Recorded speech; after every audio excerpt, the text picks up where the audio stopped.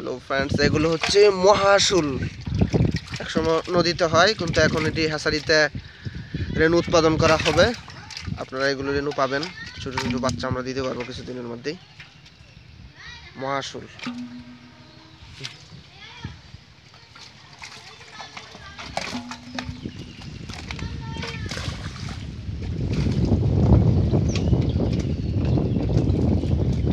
আরো অনেক বড় হবে।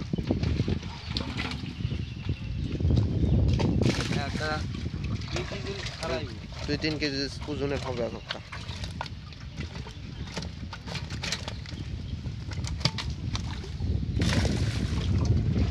এগুলো বড় করা হচ্ছে ফ্রুটের জন্য।